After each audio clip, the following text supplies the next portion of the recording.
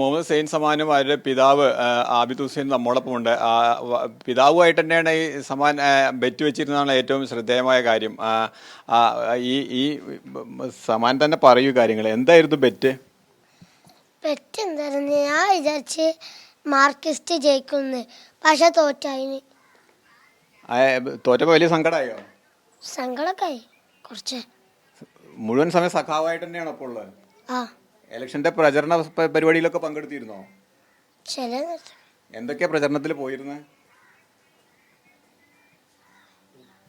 Poster ഒട്ടിച്ചിരുന്നോ? Poster ഒട്ടിച്ചിരുന്നു. എന്താ ഈ മൊട്ടടിക്കുന്നൊക്കെ വാപ്പോട് ഇങ്ങനെ ഒരു ബെറ്റ് വെക്കാൻ കാരണം ഉണ്ടായേ? ജയിക്കും തന്നെ വിചാരിച്ചു? അബ്ദുറഹ്മാൻ ജയിക്കും തന്നെ വിചാരിച്ചു? അത്ര ഉറപ്പുണ്ടായിരുന്നു? അത്രയ്ക്ക് ഉറപ്പായിരുന്നു ആണല്ലേ? അപ്പോ ഈ തോറ്റപ്പോ മൊട്ട അടിക്കണ്ടെന്ന് വാപ്പ പറഞ്ഞില്ലേ? ഇല്ല. അപ്പൊ വാക്ക് പാലിക്കാൻ തീരുമാനിച്ചതാ ആണ്. എന്താണ് മോനെ ഇങ്ങനെ ഒരു ബെറ്റിലേക്കൊക്കെ പോയിട്ട് ഉണ്ടായത്? എന്തായിരുന്നു? അല്ല, ഞങ്ങൾ വെറുതെ ഇങ്ങനെ ബെറ്റ് വെക്കണം, മത്സരിക്കുന്നതിന് ജയിക്കുന്ന പ്രതീക്ഷ ഉണ്ടോ ചോദിച്ചപ്പോൾ അവനെ തോറ്റിട്ടുണ്ടെങ്കിൽ ഞാൻ എന്തായാലും മൊട്ടടിക്കും, അത്ര ഉറപ്പാണ്, ഞാൻ ജയിക്കുന്ന ഉറപ്പാണെന്ന് പറഞ്ഞു. അപ്പോൾ ജസ്റ്റ് അത് വീഡിയോ ഞാൻ നമ്മുടെ ഫാമിലി ഗ്രൂപ്പിലേക്ക് ഇട്ടിരുന്നു.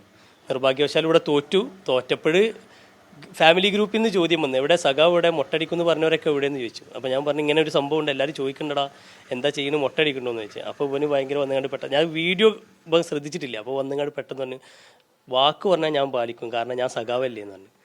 അപ്പോൾ പിന്നെ അത് നേരെ പോയി മുട്ടൊക്കെ അടിച്ച് വന്നു. അപ്പോൾ അതും കൂടി കൂട്ടി ലിങ്ക് ചെയ്തിട്ട് എന്ത് ചെയ്തു, ഈ ഗ്രൂപ്പിലിട്ടു.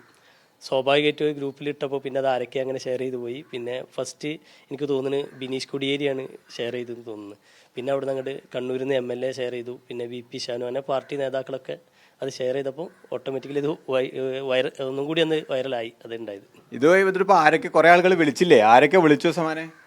ഞാൻ ഇവരൊക്കെ വിളിച്ചു, കുറെ ആൾക്കാർ വിളിച്ചു. ഗോവിന്ദമാഷ് വിളിച്ചു, പിന്നെ നേതാക്കന്മാരൊക്കെ വിളിച്ചോ? ഈ തോറ്റ സ്ഥാനാർത്ഥി അബ്ദുറഹ്മാൻ വിളിച്ചോ? അബ്ദുറഹ്മാനെ കണ്ടിട്ടുള്ളൂ, വിളിച്ചിട്ടില്ല. ഇനി ഇത്തരം വാക്കുകൾ അതേപടി പാലിക്കാൻ തന്നെയാണ് തീരുമാനം.